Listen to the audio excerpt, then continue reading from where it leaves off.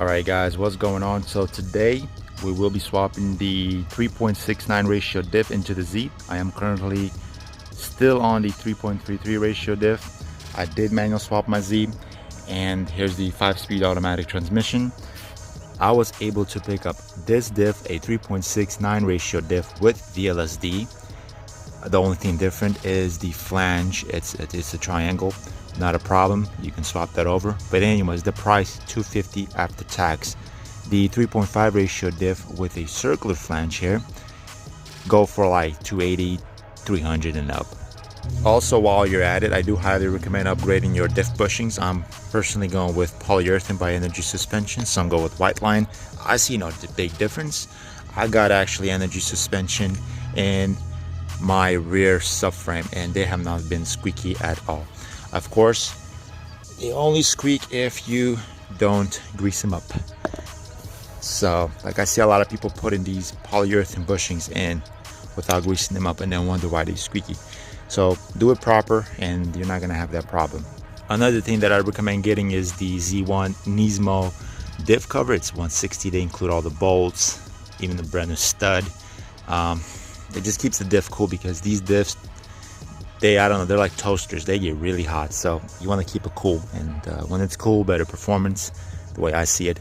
Also, when you buy the polyurethane bushings, they should also include not only bushings for here, but there's another one that goes inside the subframe. Since I already did my subframe,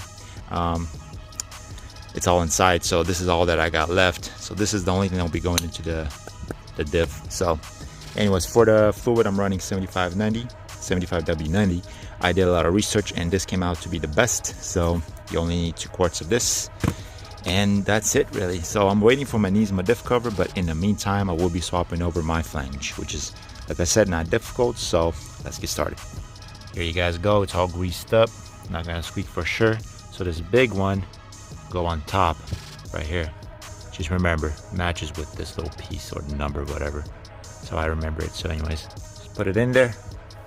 All you really need is a 30 to bolt the nut, and then you'll need one of these suckers from AutoZone to pry out the pinion from both diffs, and the rest is pretty simple. Once you pry it out, put the circular one into the 3.7 gear ratio diff and tighten it back up with a 30, and that's it. Put it back in. Pretty simple and straightforward. Alright, so put the Nismo cover on.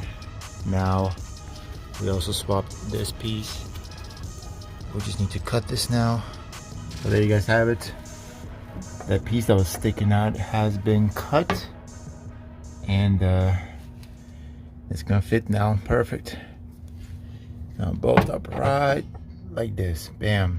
Another thing that I noticed is that with ABS, I guess this is for ABS, the plugs that came with the diff were these plugs, and I thought they were gonna work, but unfortunately they don't work with the 350Z because we only got this one plug. So what you gotta do is just swap over your ABS. Pretty simple.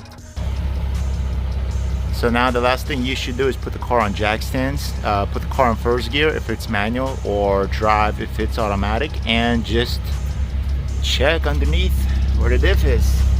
Check for funny noises, anything that's unusual.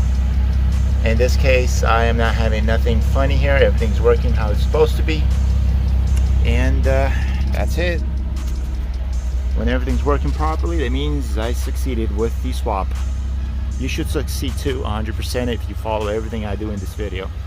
Thanks for watching, you guys. Leave a like if you found this video informative. Subscribe if you want to see more of these kind of videos, and don't forget to share this with anyone that's interested in swapping their diff to a 3.7. I try to do my best. I try to go as detailed as possible.